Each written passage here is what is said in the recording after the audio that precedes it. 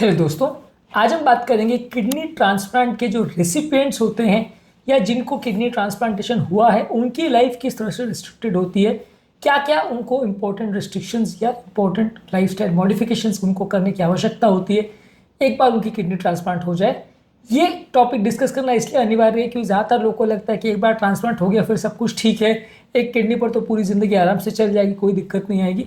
ऐसा बिल्कुल नहीं है, बहुत सारे इंपॉर्टेंट रिस्ट्रिक्शंस रहते हैं और कभी भी पोस्ट ट्रांसप्लांट पेशेंट की लाइफ नॉर्मल जैसी तो नहीं हो पाती, काफ़ी रिस्ट्रिक्शन के बाद लगभग ठीक ठाक चलती है, लेकिन पूरी तरह से नॉर्मल तो कभी नहीं होती। तो ये सारे इंपॉर्टेंट इश्यूज जो लाइफस्टाइल संबंधित है उसको आज बात करेंगे ताकि ओवरऑल अंडरस्टैंडिंग डेवलप हो जाएगी। किडनी ट्रांसप्लांटेशन ऑब्वियसली अगर बीमारी है तो आपको करना आवश्यक है, वो तो उसमें कोई डाउट नहीं है, लेकिन वो लाइफ पूरी तरह से नॉर्मल नहीं हो जाती इवन आफ्टर ट्रांसप्लांटेशन। ये सारी चीज़ों को समझना ज़रूरी है। टॉपिक इंपॉर्टेंट है इसलिए एंड तक देखिएगा। टॉपिक पर जाने से पहले जो लोग हमारे चैनल पर नए हैं उन्हें रिक्वेस्ट करूँगा कि चैनल को सब्सक्राइब करें, वीडियोस को लाइक करें, शेयर करें, फॉलो करें, कमेंट करें, पूरा देखें। टॉपिक का पर्पज़ ये बिल्कुल नहीं है कि किसी को ट्रांसप्लांट के लिए डिस्करेज करना या इनकरेज करना।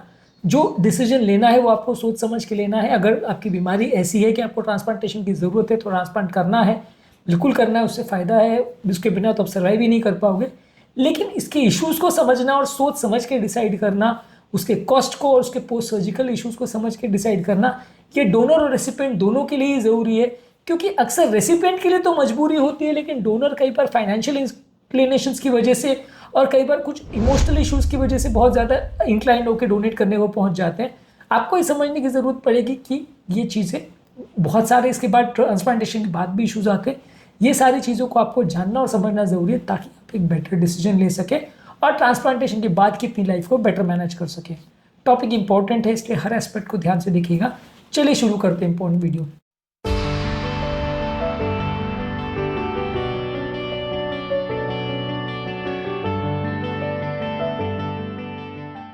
सबसे पहले हॉस्पिटलाइजेशन के दौरान क्या होता है।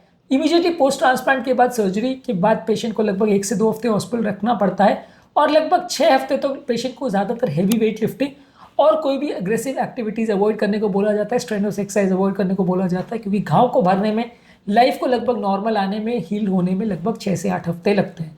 इसके बाद पेशेंट की दवाइयाँ पूरी तरह से बंद नहीं होती। जो उसके किडनी ट्रांसप्लांटेशन के पहले की दवाइयाँ थी, खासकर उनकी ब्लड प्रेशर की दवाई और जो रिस्क फैक्टर संबंधित दवाइयाँ हैं, उनमें से काफ़ी दवाइयाँ चालू रहती है। साथ में इम्यूनिटी को सप्रेस करने के लिए कुछ एडिशनल दवाइयाँ ऐड हो जाती हैं।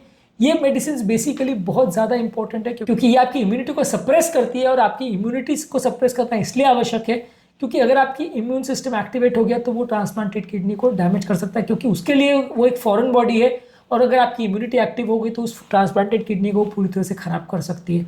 तो इसलिए वो दवाइयों को मिस करना बिल्कुल गलत होगा और बहुत डेंजरस हो सकता है। इसलिए जो भी दवाई है, भले 1 या 2 मेडिसिन से, उसको आपको लाइफ टाइम लेना है, मिस नहीं करना है।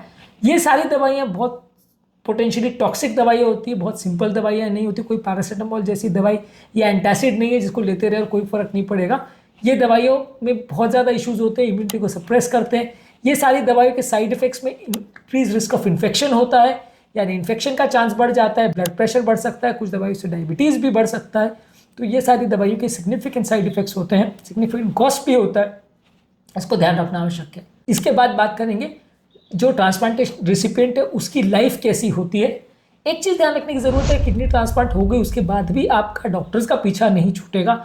आपको रेगुलर उनके फॉलोअप में रहने की ज़रूरत है, इनफैक्ट और ज़्यादा अग्रेसिवली रखने की ज़रूरत है, क्योंकि कई बार बिना आपको पता चले आपकी वो सिंगल किडनी सडनली कॉम्प्रोमाइज़ हो सकती है, जिसकी वजह से आपको लाइफ का रिस्क हो सकता है। इसलिए आपकी ओवरऑल हेल्थ के हिसाब से आपको रेगुलर फॉलोअप की आवश्यकता है। एटलीस्ट हर 3-4 महीने में डॉक्टर को दिखाते रहे, रेगुलर मेडिकल चेकअप्स जिसमें ब्लड टेस्ट और यूरिन टेस्ट कराते रहिए, ये देखने के लिए कि आपकी जो ट्रांसप्लांटेड किडनी है वो ठीक काम कर रही है कि नहीं, उसमें कोई इशू तो नहीं हुआ, वो कॉम्प्रोमाइज़ तो नहीं हुई, वो ख़राब तो नहीं हो रही, और उसके लिए आपको कुछ अलग से दवाइयों की ज़रूरत तो नहीं है।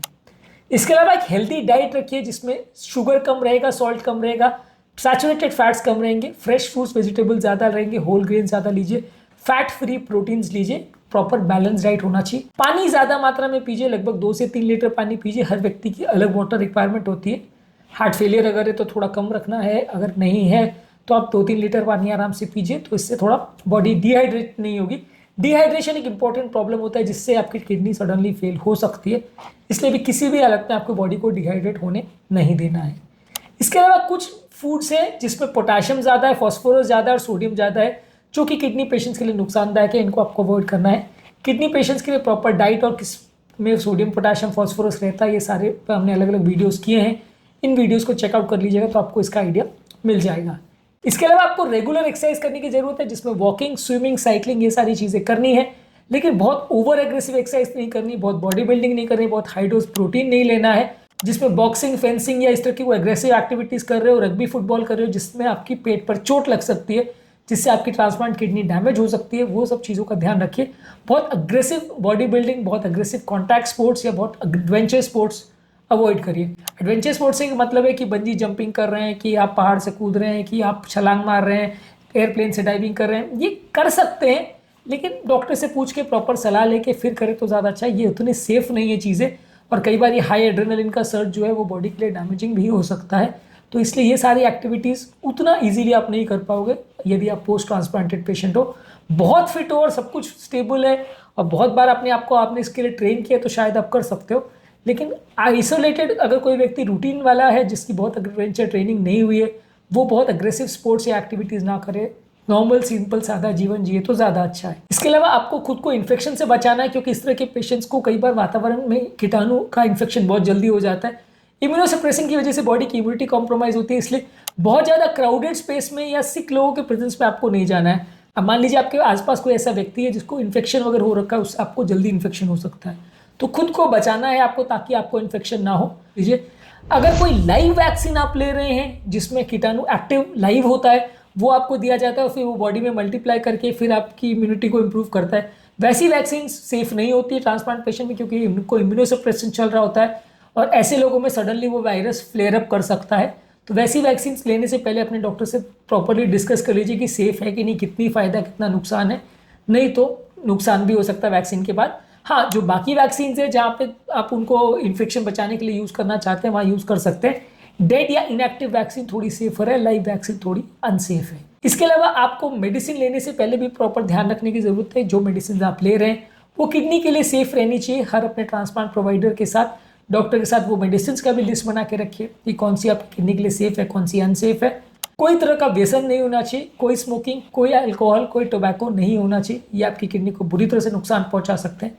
सभी चीज़ों को अवॉइड करना है। इसके अलावा यदि आपको ब्लड प्रेशर है तो उसको बहुत अच्छे से, बहुत प्रॉपर्ली कंट्रोल करना है, रेगुलर चेकअप करना है, क्योंकि आपकी सिंगल किडनी की वजह से आपको ब्लड प्रेशर का प्रॉब्लम ज़्यादा हो सकता है, तो उसे प्रॉपर्ली मैनेज करना है।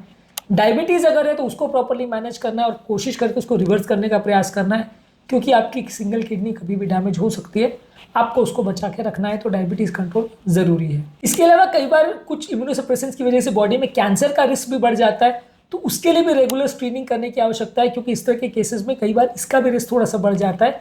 इसके अलावा इम्यूनोसप्रेसेंट जो आपकी बोन मिनरल डेंसिटी को भी कम कर सकते हैं, इसकी वजह से हड्डियों के फ्रैक्चर होने की चांस या हड्डियों के कच्चे होने की चांस भी बढ़ जाते हैं, तो इनको भी थोड़ा ध्यान रखना है। अलग से हड्डियों का भी डेंसिटी चेक करते रहिए, उसको भी प्रॉपर मैनेज और मेंटेन करें। पोस्ट ट्रांसप्लांट पेशेंट्स में कई बार साइकोलॉजिकल प्रॉब्लम्स भी आ जाती है, इस तरह के कई पेशेंट डिप्रेशन में भी चले जाते हैं, तो उनको प्रॉपर साइकेट्रिस्ट काउंसलिंग और ट्रीटमेंट की भी कई बार ज़रूरत पड़ती है।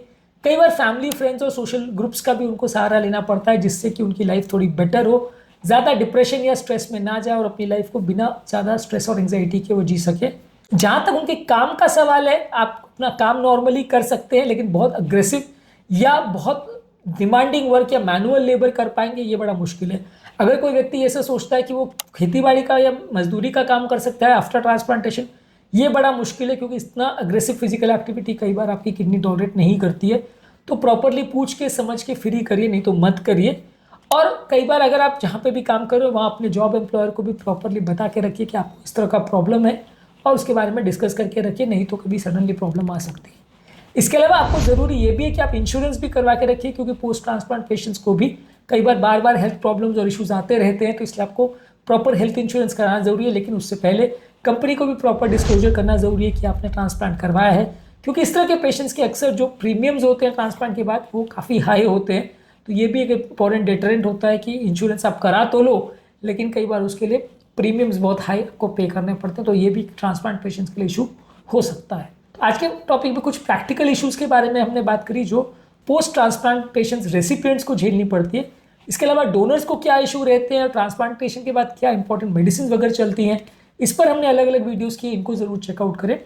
उम्मीद करूँगा कि आज के टॉपिक में कुछ नया जानने को मिला होगा। जो लोग हमारे चैनल पर नए हैं उन्हें रिक्वेस्ट करूँगा कि चैनल को सब्सक्राइब करें, वीडियोज़ को लाइक करें, शेयर करें, फॉलो करें, कमेंट करें, पूरा देखें। Thank you.